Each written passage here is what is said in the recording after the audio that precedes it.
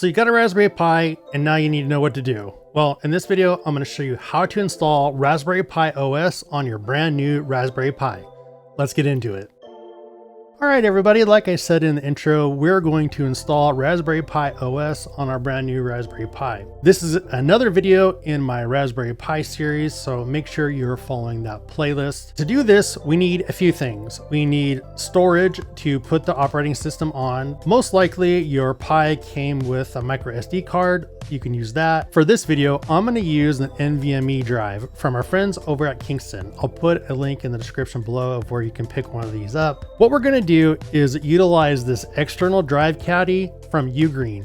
This thing is pretty amazing. I put all my operating systems on one drive here and I can install pretty much anything on any device. So I'll put a link in the description below again where you can pick this up as well. Now, if you're utilizing a micro SD card, you need to have a micro SD card reader that you can put the card into and then plug it into your computer, because that's how we're going to write an operating system to this device. Go ahead and take whatever storage you're going to use and plug it into your computer and then come on back. Now that you have your storage plugged into your computer, we need to download the Raspberry Pi Imager software.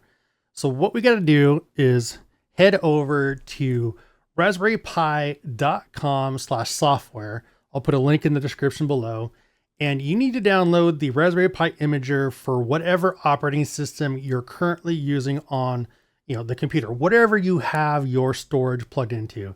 For me, it's Windows. So go ahead and download the version that is right for your computer, install it, and then we'll get into how to write an operating system for the Raspberry Pi to our storage. Here we have our Raspberry Pi Imager software open. At the time of this video, it's version 1.9.6, and you have a few options here. The first option is Raspberry Pi device, choose your device. You don't have to actually do anything here. You can if you want. I'm doing it on a Pi 5. You can choose whatever device you're going to run on. I never choose anything here. I just leave it, blank. The operating system, this is where the fun happens. So there's all sorts of different options here. If you're going to do like a game emulation, operating system, you can choose game emulation, other specific stuff for like Office, etc. But for this example, we're going to put Raspberry Pi OS kind of like in server mode, if you will. So we're going to choose Raspberry Pi OS Other. And what we want to do is we want to do this top one here, this Raspberry Pi OS Lite 64-bit. And what this is going to install the Raspberry Pi OS, but without the GUI, without the graphical user interface. So it's going to be all like command line. If you want to do something that has a graphical user interface, you'll do this next one down full, which does the desktop environment and that you can run applications. You have the GUI. But for this example, since we're in a series here of doing kind of home labbing and stuff on this, I want to do everything command line.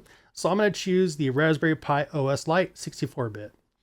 Next, we need to choose our storage. And the storage is going to be whatever we plug into our computer. Like I talked about, it's going to be either probably that micro SD card you plugged in, or for me, the NVMe drive. And you got to be careful that you choose the correct drive. And the reason is this is going to wipe that drive clean. So if there's anything on that drive, make sure you back it up first before you select this and write your operating system to it. So here, go ahead and choose the storage that we talked about. Mine is going to be that one. And then we'll click next. After you click next, you'll have this, do you want to apply any custom settings to the operating system? You can click no and just go forward if you want. But for this example, we're going to do edit settings. And we're going to set the host name. So whatever we're going to call this Raspberry Pi, give it whatever your name you want to call it, whatever it's going to be on your network. We're going to set a username and password. So for me, my username is Havoc. Type in whatever password you want there. If you want to configure wireless LAN, so if you want to have Wi-Fi enabled on this, you can check that and enable, Wi-Fi connectivity on there. You can go down here, set your location settings, so your time zone, your keyboard layout. The biggest thing I want to stress here is on services. and you want to enable SSH. And the reason is we want to be able to SSH into this remotely. We want to be able to control this over our network via command line without having to plug in a keyboard and a monitor, etc. to it. So make sure you enable SSH, and you can do use password authentication, or if you work with public keys, you can do allow public key authentication only. So for this, I'm going to enable SSH and then use password authentication.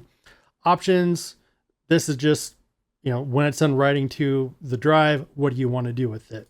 So go ahead and fill out whatever you want there and then click save. Now we're going to choose yes. Do we want to write the, apply the customized settings to the drive or the OS?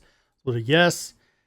It says all existing data is going to be erased. Are you sure? Again, like I talked about, make sure anything on here is backed up before you do this. I'll do yes. And now it's going to write to the drive. Once that's done writing to the drive, we'll come on back and we'll go on to the next step. Now that you have your Raspberry Pi OS flashed to whatever media you're using, go ahead and put it in your device or your Raspberry Pi, fire it up, and we'll take a look at the next steps. So as you can see here, I have the Raspberry Pi booted up. It is plugged into the network, and I have it plugged into a capture card. That's why you're kind of seeing this capture stuff on the screen, just so I could show you what it looked like booting up. You could do it this way and plug in a keyboard and a monitor to the Raspberry Pi. Or what you could do is just plug it into your network and boot it up. And then what you'll do is you'll need to find the IP address. You'll need to go into your home router and find whatever address the router gave to your device. For my example here, you can see it's 50.169. I could also go into my router and see that's what it's giving me. So what we're going to do is I'm going to close this out and we're going to SSH into it and do some updates on the operating system. To SSH or connect into our Pi via command line, I'm going to use a program that I enjoyed called Tabby. You could use whatever SSH program, terminal program you like. This is one that I enjoy. So I'm going to go ahead and connect to it, and we're going to do our username. So havoc and then the IP address of the device. So for me, it's 192.168.50.169. And it'll go ahead and connect. And the first time you do it, it'll ask you for the password. Go ahead and type your password and stuff in there. I'm going to clear this out. And now we want to do some updates. So we're going to go sudo apt update.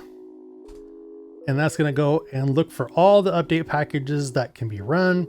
And now we're going to upgrade. So we'll do sudo apt upgrade -y. I'm doing -y because I don't want to hit yes every time. If you want to hit yes every time, you can do that.